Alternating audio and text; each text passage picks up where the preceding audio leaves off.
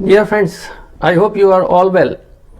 My name is Anil Kumar और मैंने पूरा इंटरनेट और बहुत सारे चैनल्स पर सर्च किया और मुझे लगा कि जो बिगनर्स लेवल पर अंग्रेजी सीखने का एक बहुत बड़ी आवश्यकता है जो बिगनर्स हैं उनके लिए, तो एक ऐसा चैनल शुरू किया जाए जिसमें फ्री में बहुत सारे लोगों की मदद की जा सके।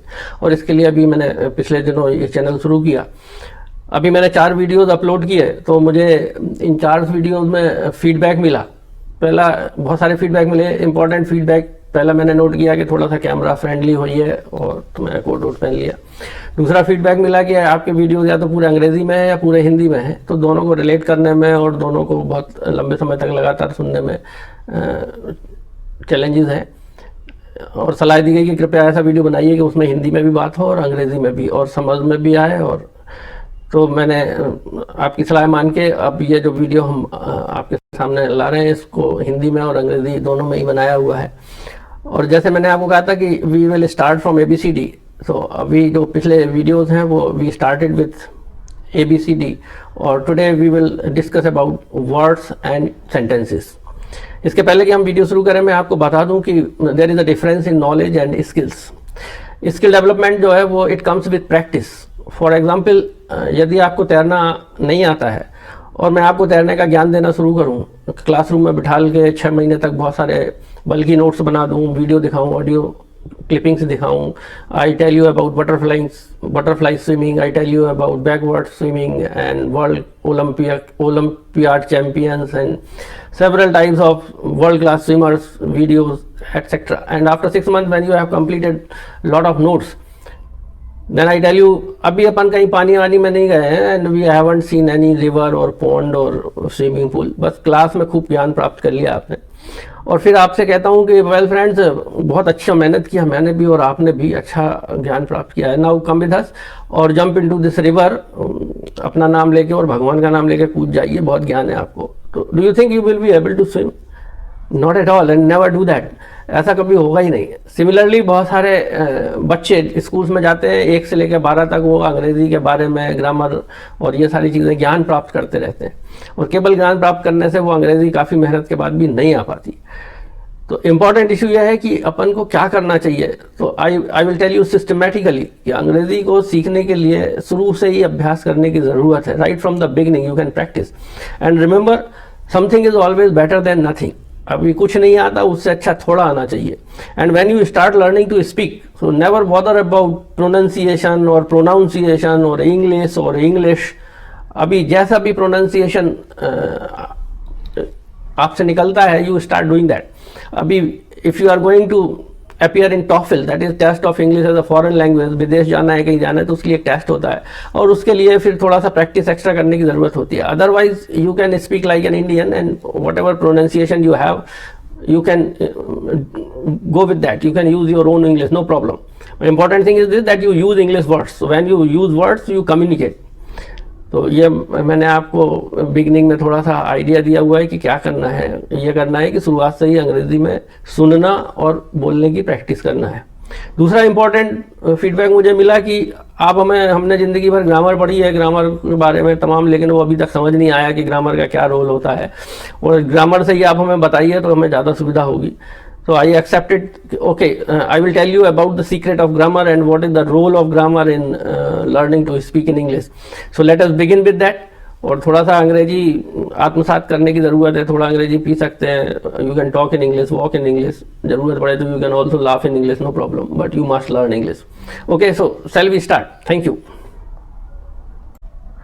Well, today we will see कि अंग्रेज़ी बोलना सीखने के लिए ग्रामर का क्या रोल है, कितना उसका एक्सटेंशन है, क्या उसमें करना चाहिए। So this is something focused on grammar. You see, सबसे पहले यू मस्ट अंडरस्टैंड कि व्हाट इज ग्रामर। ग्रामर की अगर परिभाषा आपसे बोलने को कहा जाए या पूछा जाए तो सिंपल वर्ड्स में यह है कि grammar is the way English people speak English, recorded version of the way English people speak English. That's something different. Or in simple words we can say the rules and regulations of English language जो record किया हुआ है, that is grammar. Grammar जो पढ़ाई जाती है और हम पढ़ते हैं that is in two levels. आप देख सकते हैं इधर एक वर्ड लेवल ग्रामर है और एक सेंटेंस लेवल ग्रामर है। वर्ड लेवल ग्रामर पर हम पढ़ते हैं इम्पोर्टेंटली, आपने सुना होगा और कई बार पढ़ा होगा स्कूल लेवल पर, parts of speech. Parts of speech that mean the classification of words, जितने वर्ड्स हैं उनको कैटेगरीज में रखा हुआ है और ये पार्ट्स कहलाते हैं कि स्पीच जो स्टेटमेंट्स हैं, बोलना है, लिखना है, वो उसके कितने भाग हैं। तो इन parts of speech is nothing but the categories of words. तो जैसे आप यहाँ देख सकते हैं कि these are noun, adjective, verb and adverbs. I put them in one category. These are the content words, important words. ये हर साल नए नए बनते रहते हैं, जुड़ते रहते हैं और डिक्शनरी में thousands of words are added every year. दूसरी कैटेगरी में आप देख रहे हैं pronoun, preposition, conjunction, interjections, modals and articles and helping words also. You see ये स्ट्रक्चरल वर्ड्स कहलाते हैं, जैसे I told you in my other video, and they are fixed in number. Thousands of years पहले जितने थे आज भी उनकी संख्या है, संख्या भी मैंने आपको बताई थी अराउंड 220। इनको हम सेपरेटली आसानी से समझ सकते हैं इनके usages. So that is not a big thing to learn the structural words, that means the interjections, इनको कैसे और कहाँ यूज करना है, that is not a big thing, बहुत कम समय में सीख सकते हैं। The second category is the sentence level grammar. Sentence level grammar में you see we learn voices, that is active voice, passive voice, ये सुने होंगे आपने, नाम पढ़े भी होंगे। Reported speech, that is direct narration, indirect narration. Apart from that there are types of sentences, kinds of sentences, types of sentences आपने पढ़े हुए होंगे, उसमें we will discuss in next slide. इसके अलावा जो इम्पोर्टेंट इशू है अंग्रेजी बोलने का, सीखने का, पढ़ने का, लिखने का, वो that is the punctuation. Punctuation is very important. Punctuation मतलब जहाँ कहाँ विराम लेना है, कहाँ किस शब्द को जोड़ दे के बोलना है, that is in speech also accent. But important ये है कि कहाँ पर किस तरीके से पॉज, फुल स्टॉप, मार्क्स, इसके बारे में जानना थोड़ा सा ज़रूरी है जस्ट फ्रॉम द बिगनिंग। क्यों ज़रूरी है ये मैं अभी आपको देखिए बताता हूँ। पंक्चुएशन मार्क्स सबसे पहले तो आप देख सकते हैं इधर on the left of the screen कि ये पंक्चुएशन मार्क्स कौन कौन से हैं। सबसे पहले तो कैपिटल लेटर्स, आप सभी जानते हैं कैपिटल लेटर्स को जहाँ ज़रूरत पड़ती है we use capital letters. Full stops, जहाँ सेंटेंस समाप्त होता है या जो एब्रिविएशंस होते हैं उन पर वहाँ हम फुल स्टॉप यूज़ करते हैं। एक्सक्लेमेशन मार्क्स, जहाँ कहीं अचरज आश्चर्य होता है तो we use exclamatory sentences, exclamation mark. Question marks, question marks लिखने में प्रश्नवाचक चिन्ह लगाते हैं पर बोलने में कैसे कहेंगे, क्या नाम है आपका, question mark, this is not possible. कहाँ जा रहे हो, क्वेश्चन मार्क, ऐसे नहीं कर सकते। So we have a style that is rising tone, क्यों, दैट इज अ क्वेश्चन, कहाँ जा रहे हो, that is where I going.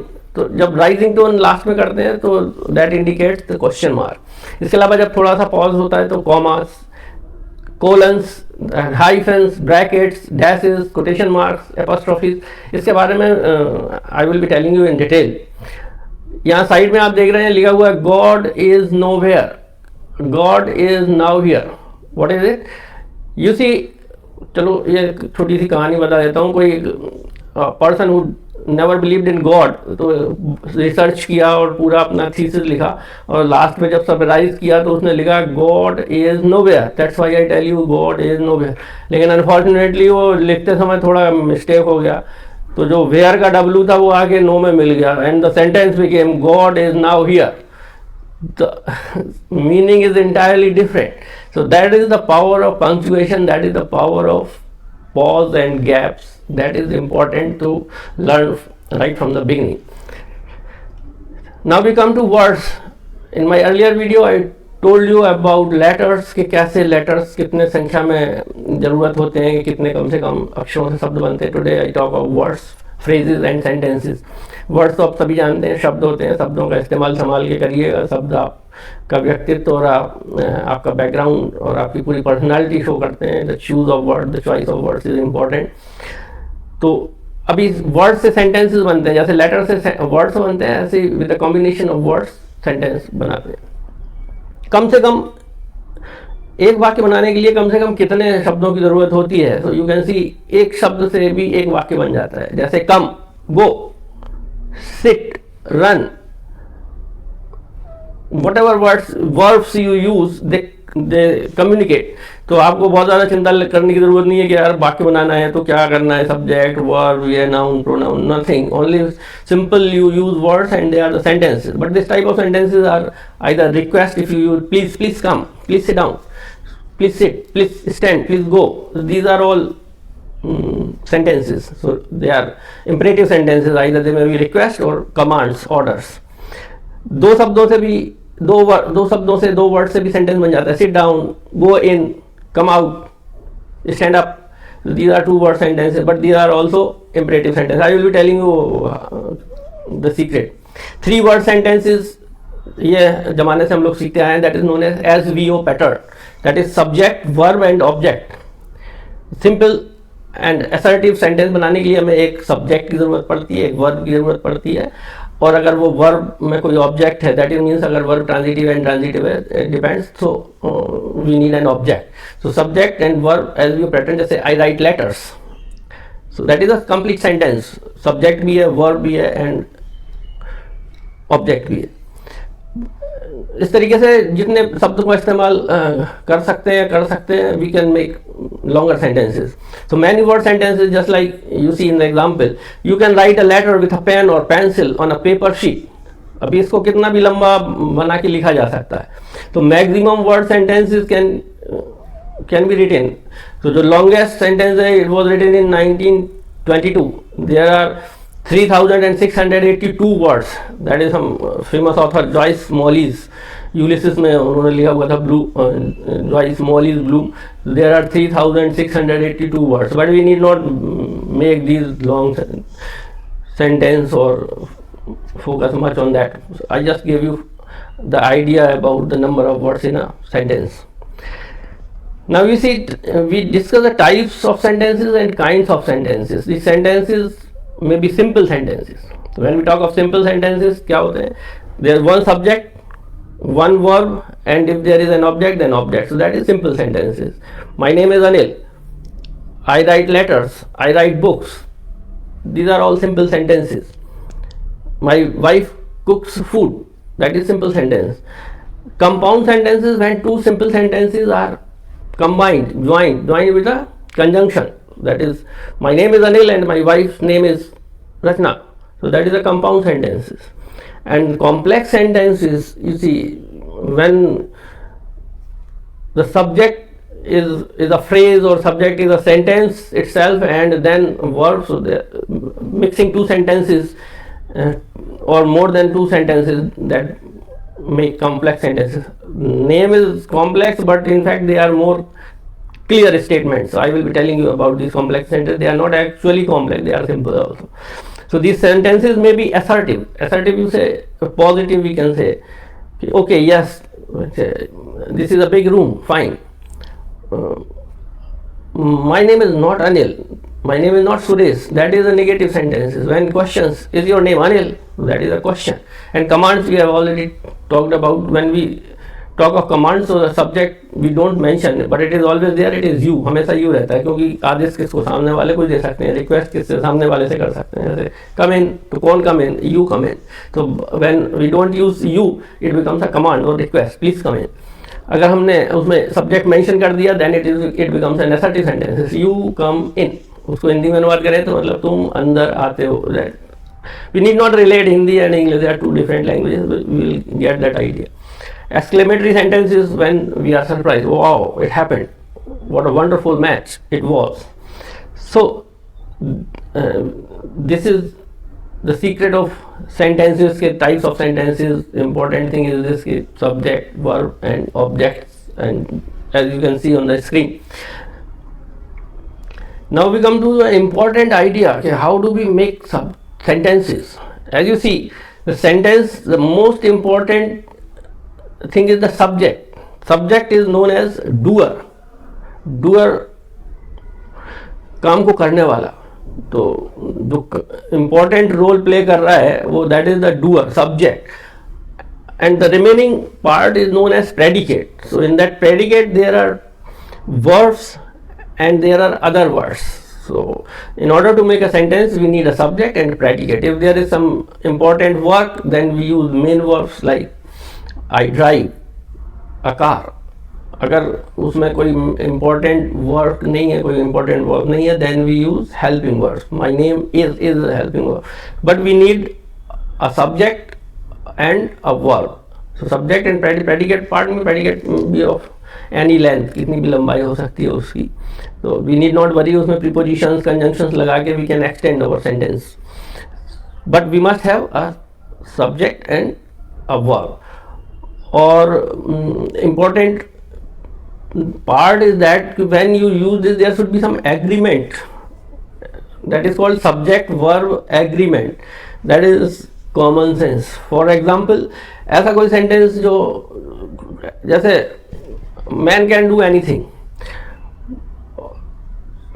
but everything, every place, जैसे noun की परिभाषा आपने सुनी है, names, noun is the name of person, places and things. So subject is always a noun or pronoun. पर अपन जब वी मेक सेंटेंस तो ये ध्यान देना है कि क्या ये सब्जेक्ट ये काम कर सकता है. यदि हाँ तो okay, agreement is good, that is a proper sentence. For example, a fan is a making tea. अभी now question is, can a fan make tea? No, this is not a right sentence. अभी आपने कहा था कि subject is always a noun, a pronoun, so fan is a noun, तो we fan make tea, it is not possible. तो बस थोड़ा सा ये ध्यान देने का ज़रूरत है कि जो सब्जेक्ट है वो ये जो हम बता रहे हैं ये ऐसा होता है क्या, ऐसा हो सकता है क्या, that is agreement. We will be talking about that, that not to worry. We can make sentences with every noun and all related verbs. So well friends, अभी आई जस्ट रिपीट यू कि when you use words you communicate. Phrases के बारे में भी बात करते हैं. Phrases is nothing but the combination of words, but it is not a complete sentence. For example, he was standing in a corner. तो in a corner ये एक phrase हो गया, एक कोने में, more than 1-2 words, so that is called phrases. So we can communicate by using words, we can communicate by using phrases, and we naturally communicate by using sentences. So when you use words you communicate. So use words, phrases and sentences and try to talk. Forget about quality of your pronunciation. I again repeat, don't worry about your pronunciation. You can always correct. And when you need to correct something, you need to have that thing. अभी घर की बिजली सुधारना है, wiring खराब हो गई है कुछ, तो you need wiring first. अगर घर में कनेक्शन ही नहीं है बिजली का, तो how will you correct it? How will you improve it? So in order to begin with, you must have. So इसलिए start with. Mistakes are quite natural. Nothing comes out right at first. Do that.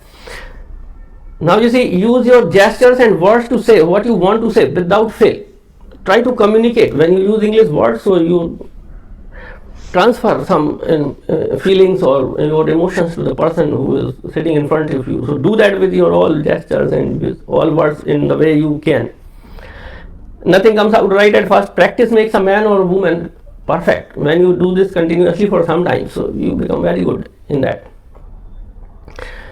So I just tell you once again that today we discussed English words and sentence level grammar, what is the role of grammar, and we can discuss in detail. But before that we need some practice to speak words. Types and kinds of sentences, you also practice listening with comprehension. I try to talk to you in English and Hindi, and comprehension means understanding. So I hope you might have understood something and you might have got some practice in listening. तो ये सुनने का जो अभ्यास आप ऐसे करेंगे रोज 2 minute, 3 minute, 5 minute, 10 minute, that is important. So thank you for watching, and don't forget to subscribe my channel. Gradually we will be more tuned up and you will be learning smoothly, and I hope that very soon we will be quite in a good position to talk in English together. Thank you so much.